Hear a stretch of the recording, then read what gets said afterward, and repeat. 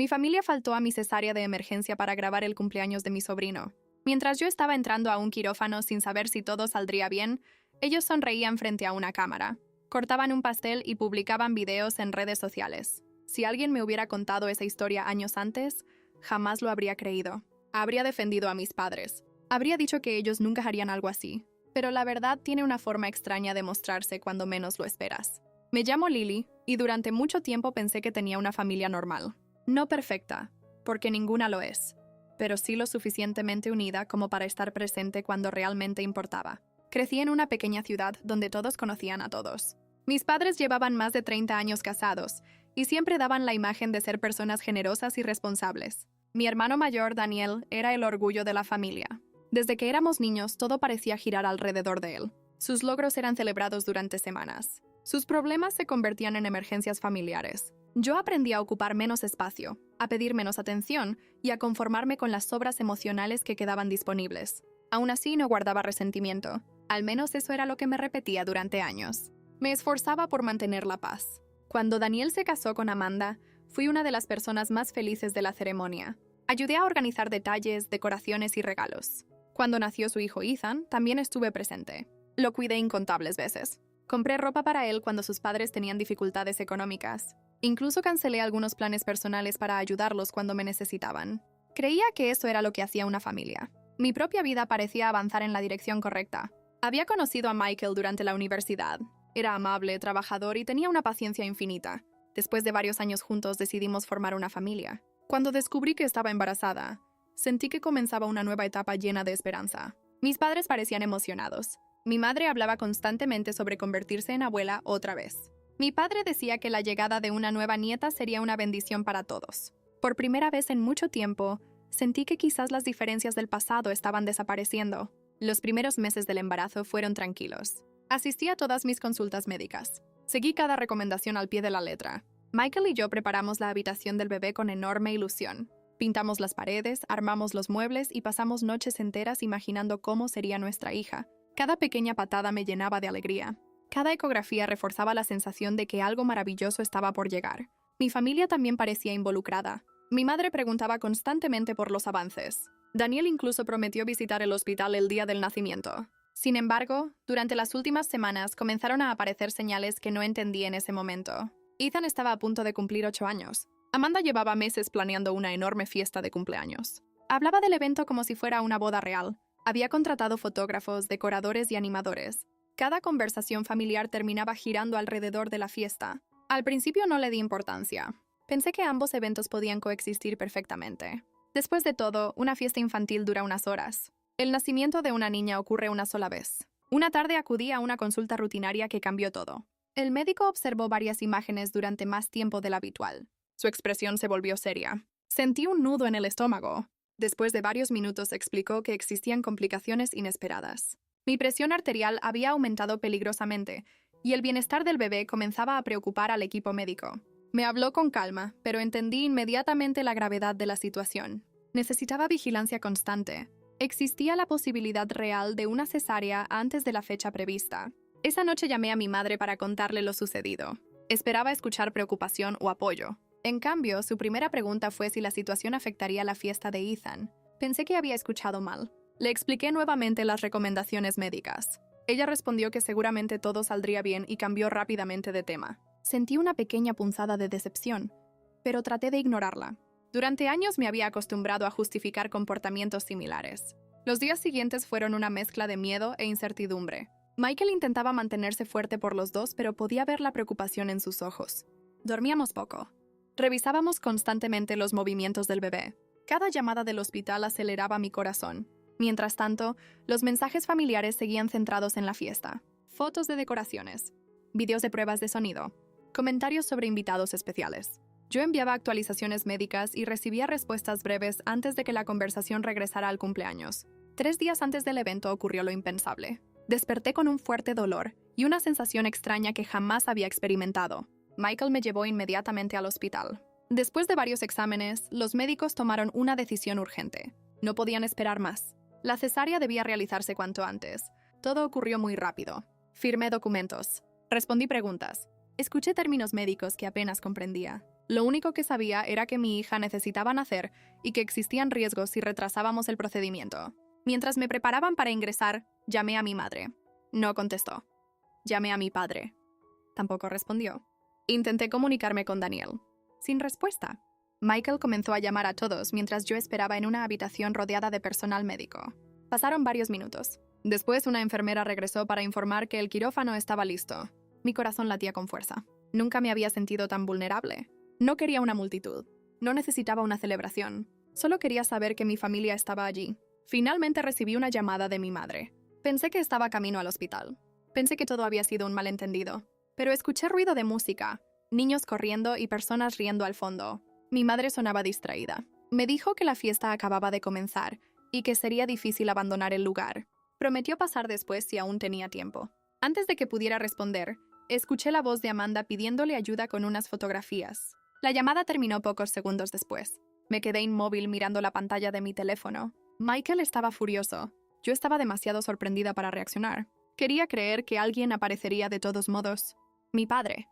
Mi hermano. Cualquiera. Pero los minutos siguieron pasando. Los médicos comenzaron a mover mi camilla hacia el área quirúrgica. Las luces blancas del pasillo parecían interminables. El miedo crecía dentro de mí con cada metro recorrido. Mientras avanzaba hacia las puertas del quirófano, mi teléfono vibró una última vez. Era una notificación de redes sociales. Mi sobrino acababa de soplar las velas rodeado de toda mi familia. La imagen permaneció frente a mis ojos durante varios segundos. Mi madre estaba junto a Ethan sonriendo para la cámara. Mi padre sostenía un enorme globo dorado. Daniel cargaba a su hijo sobre los hombros. Amanda aplaudía mientras todos cantaban. Nadie parecía preocupado. Nadie parecía apurado. Nadie parecía recordar que yo estaba a pocos metros de una cirugía de emergencia. Una enfermera tomó suavemente mi teléfono y lo colocó sobre una mesa cercana. Me preguntó si estaba bien.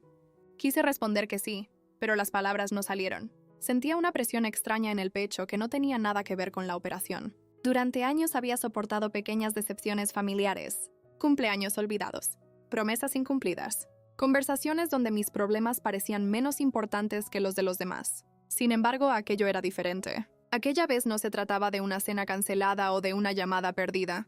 Estaba a punto de convertirme en madre y las personas que más debían estar presentes habían elegido otra cosa. Los médicos comenzaron a prepararme para la cirugía. Todo sucedía rápido. Escuchaba instrucciones, movimientos de instrumentos y conversaciones técnicas que apenas lograba entender. Michael permanecía a mi lado sujetando mi mano con fuerza.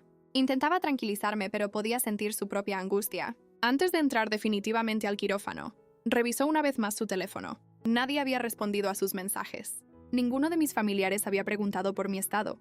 Ninguno había dicho que venía en camino. La cirugía fue larga. Recuerdo fragmentos dispersos, luces brillantes, voces lejanas. El sonido constante de máquinas monitoreando mi estado. En algunos momentos sentí miedo, en otros simplemente me dejé llevar por el cansancio. Entonces escuché un llanto. El primer llanto de mi hija. Un sonido pequeño, frágil y poderoso al mismo tiempo. Las lágrimas comenzaron a correr por mi rostro antes incluso de verla. Durante unos segundos todo el dolor desapareció. Todo el miedo desapareció. Solo existía ella. Cuando los médicos me permitieron verla, sentí que el mundo entero se detenía. Era hermosa. Tenía los ojos cerrados y las manos diminutas apretadas cerca del rostro. Michael lloraba mientras la observaba. Aquel momento debería haber sido perfecto. Debería haber estado rodeado de personas celebrando su llegada. Debería haber estado lleno de abrazos, llamadas y visitas. Pero detrás de toda esa felicidad, apareció una sensación incómoda. Un vacío imposible de ignorar. Las primeras horas después de la cirugía fueron difíciles. Mi recuperación resultó más complicada de lo esperado.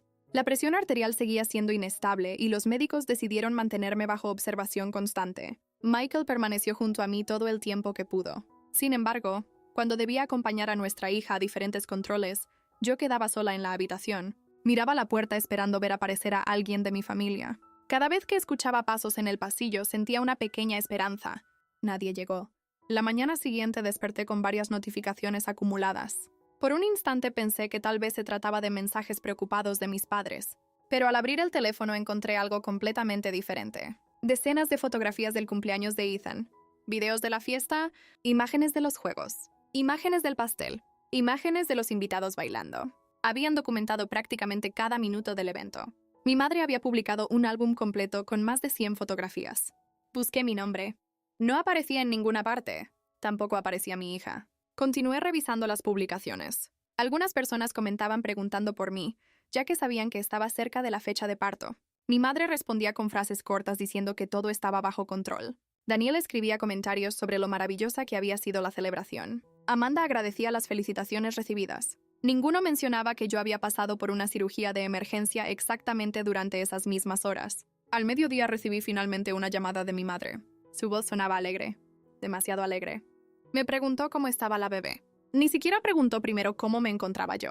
Le expliqué que la cirugía había sido complicada y que todavía estaba siendo monitoreada. Hubo un breve silencio. Después comenzó a contarme detalles de la fiesta. Habló sobre los invitados, sobre el fotógrafo profesional, sobre un video especial que estaban editando para subir a internet.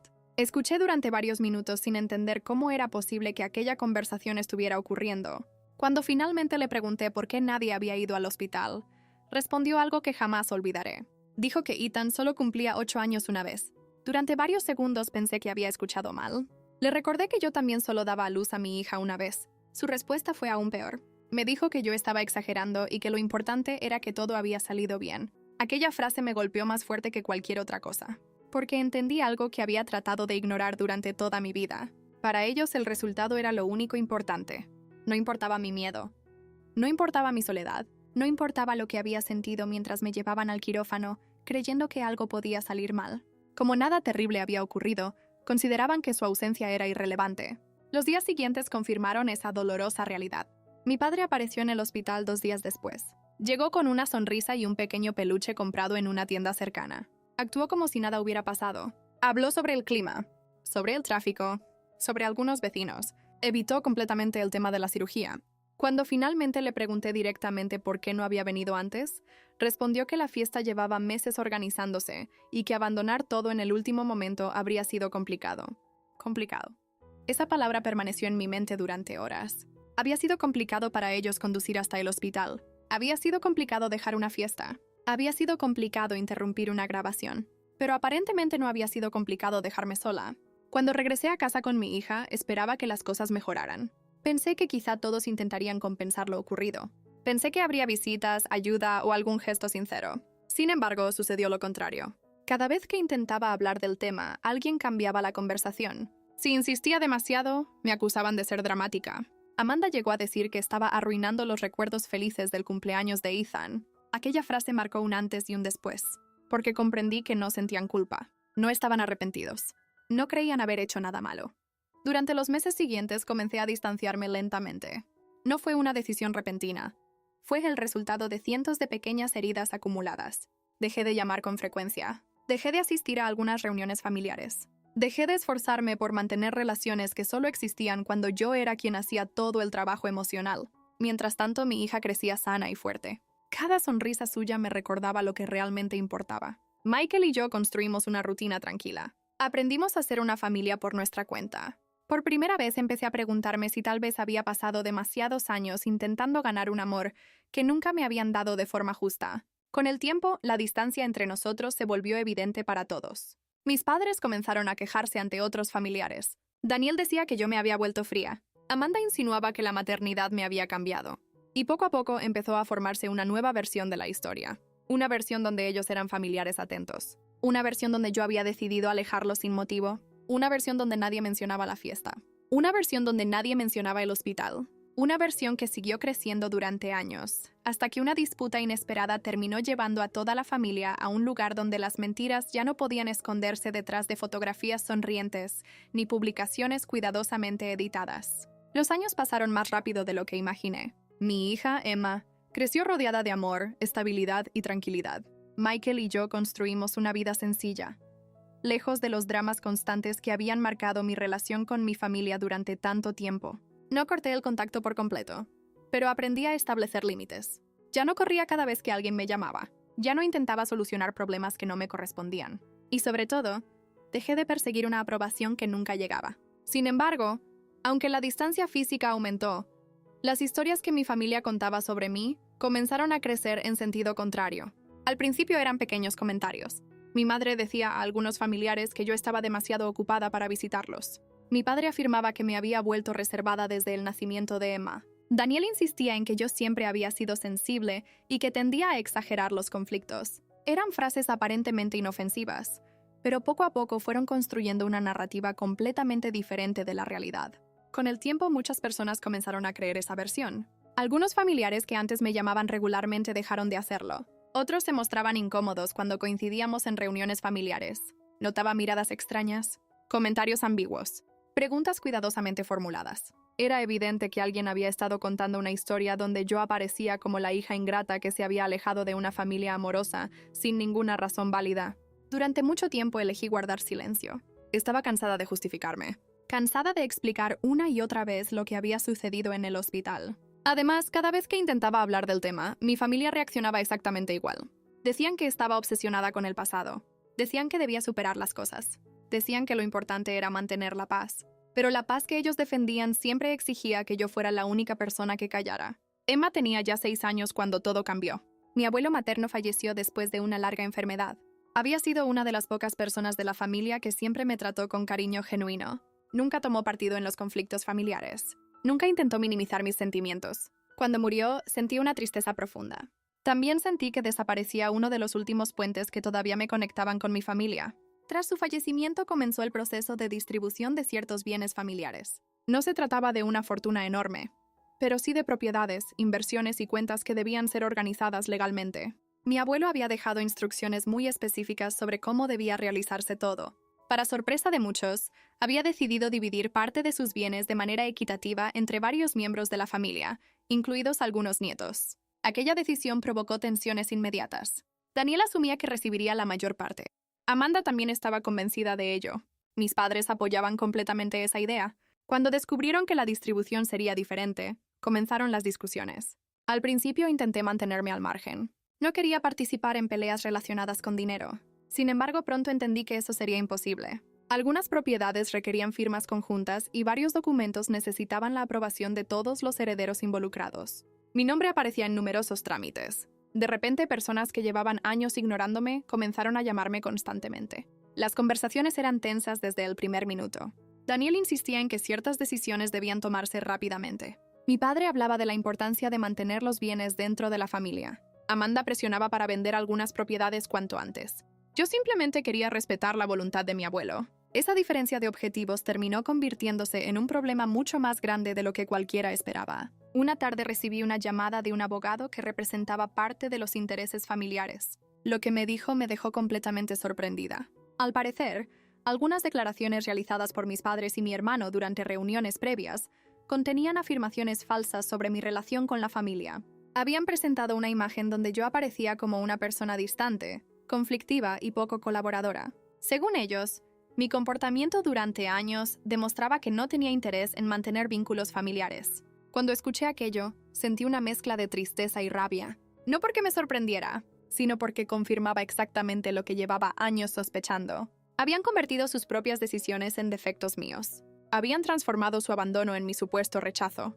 Habían reescrito la historia. Y muchas personas les habían creído. El conflicto escaló rápidamente. Los abogados comenzaron a solicitar documentación. Aparecieron correos electrónicos antiguos, registros financieros, mensajes, fechas, declaraciones.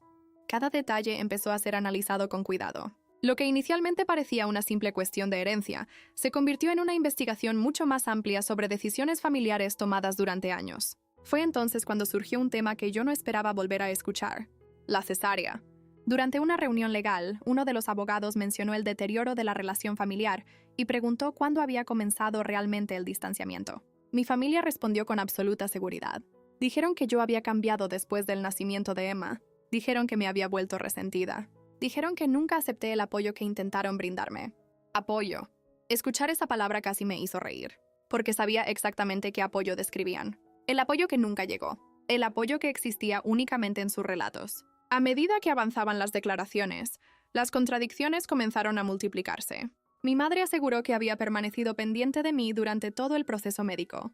Mi padre afirmó que visitó el hospital inmediatamente después de la cirugía. Daniel incluso declaró que había estado en contacto constante conmigo durante aquellos días. Yo sabía que todo era falso, pero saberlo y demostrarlo eran dos cosas muy distintas. Por primera vez en muchos años comprendí que la verdad podía depender de pruebas concretas y no solo de recuerdos. Mi abogado comenzó a revisar documentos antiguos relacionados con el hospital, solicitudes médicas, registros de visitas, comunicaciones oficiales. El objetivo era reconstruir con precisión lo ocurrido durante aquellos días. Y entonces apareció algo inesperado, algo que nadie había mencionado, algo que había permanecido olvidado durante años. Un registro de comunicaciones conservado por el hospital. Al principio parecía un detalle menor, simplemente una referencia administrativa dentro de un archivo más amplio. Sin embargo, cuanto más investigaban los abogados, más interés mostraban. Existían registros de llamadas realizadas por personal médico durante mi emergencia. Existían notas internas relacionadas con intentos de contacto a familiares directos. Y existía una grabación que había sido almacenada como parte del protocolo hospitalario. Cuando mi abogado me informó de su existencia, sentí un escalofrío recorrer todo mi cuerpo. No sabía exactamente qué contenía. No sabía quién hablaba. No sabía por qué había permanecido archivada durante tanto tiempo.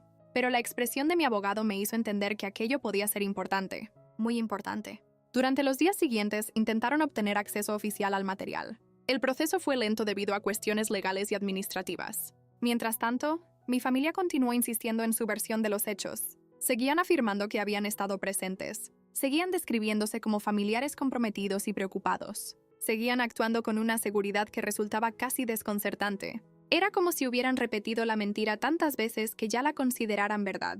Finalmente, una mañana recibí una llamada de mi abogado. Su tono era diferente, mucho más serio, mucho más contenido. Me pidió que fuera a su oficina lo antes posible.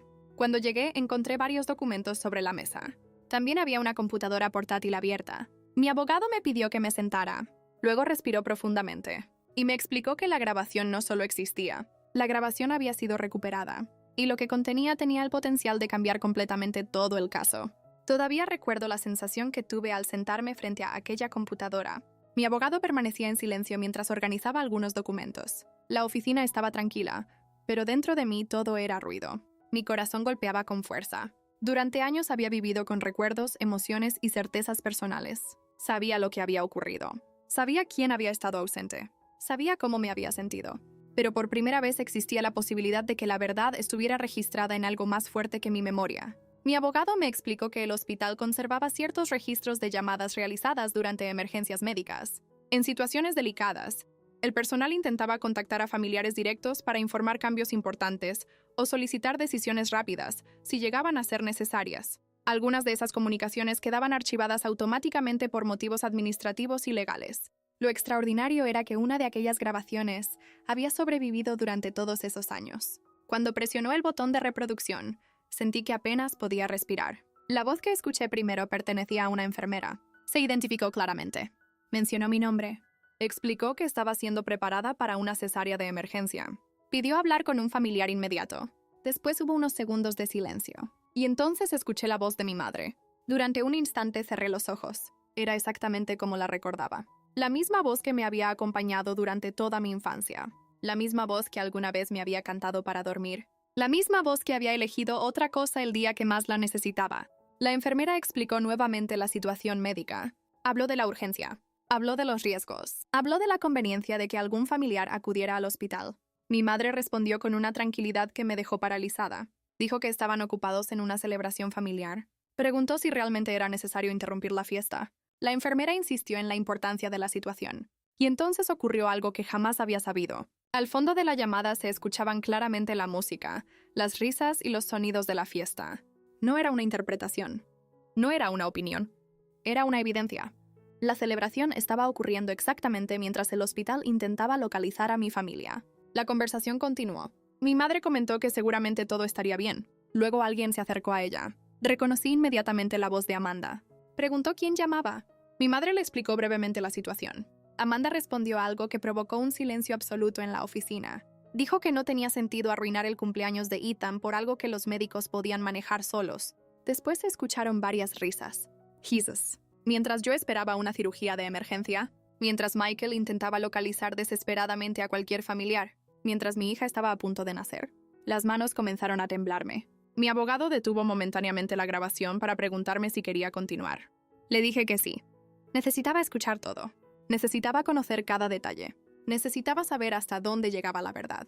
La segunda parte fue todavía peor. La enfermera pidió nuevamente que alguien acudiera al hospital. Explicó que la situación podía complicarse. Explicó que yo estaba asustada. Explicó que había preguntado varias veces por mi familia.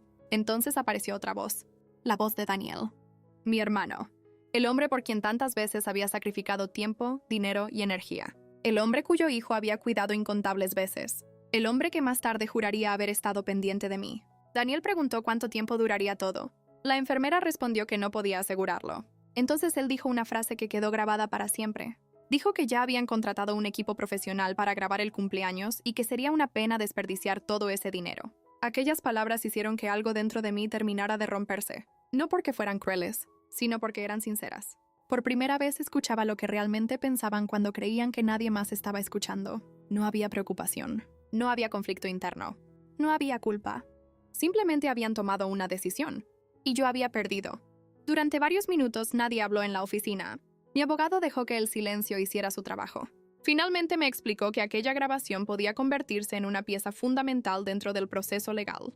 Las declaraciones realizadas por mi familia bajo juramento eran incompatibles con el contenido del audio. Habían afirmado estar pendientes de mi situación. Habían afirmado haber intentado ayudar. Habían afirmado haber actuado como familiares responsables. La grabación demostraba exactamente lo contrario. Las semanas siguientes estuvieron llenas de reuniones, documentos y audiencias. La tensión aumentó rápidamente. Mi familia seguía convencida de que lograrían mantener el control de la situación. Continuaban presentándose como víctimas de una hija resentida. Continuaban repitiendo la misma historia ante cualquiera que quisiera escucharla. Hasta que llegó el día de la audiencia principal. Aquella mañana observé a mis padres sentados al otro lado de la sala.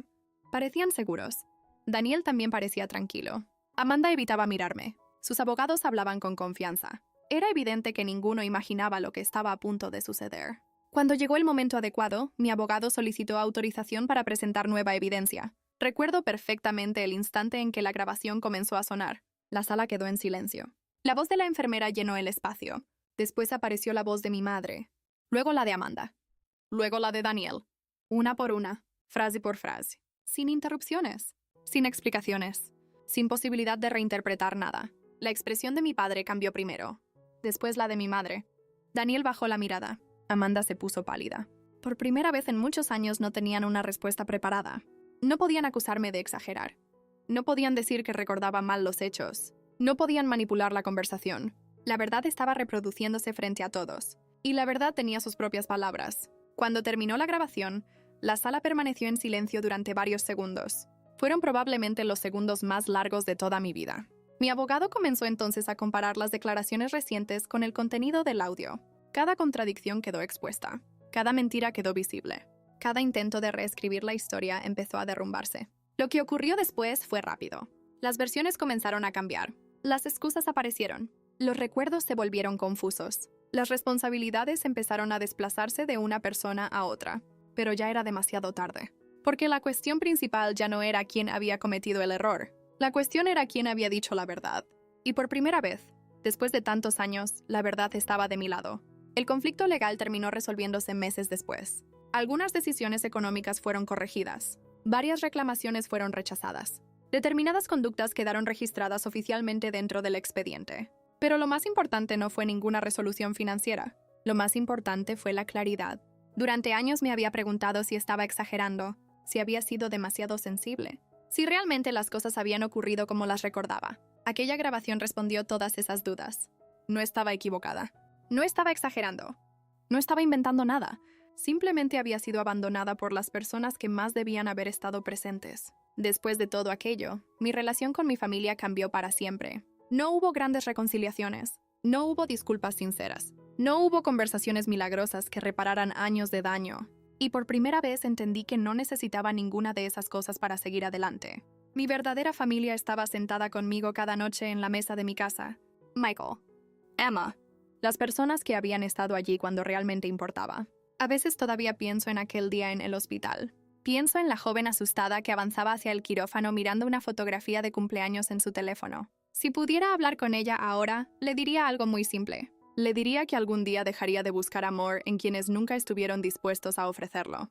Le diría que la verdad tardaría años en aparecer, pero terminaría encontrando el camino. Y le diría que la pequeña niña que estaba a punto de nacer se convertiría en la razón por la que jamás volvería a aceptar menos de lo que merece. Al final, comprendí que las personas que realmente te aman son aquellas que permanecen a tu lado en los momentos más difíciles, no solo cuando todo va bien. El dolor de aquella traición me cambió para siempre, pero también me enseñó a valorar mi propia fuerza y a construir una vida basada en el respeto y el amor verdadero. La verdad tardó años en salir a la luz, pero cuando finalmente apareció, nadie pudo ocultarla. Si llegaste hasta el final de esta historia, escribe en los comentarios. La verdad siempre encuentra el camino para demostrar que estuviste aquí hasta el último momento. No olvides dejar tu like, suscribirte al canal y activar la campanita de notificaciones para no perderte ninguna de nuestras próximas historias. Gracias por acompañarme hasta el final.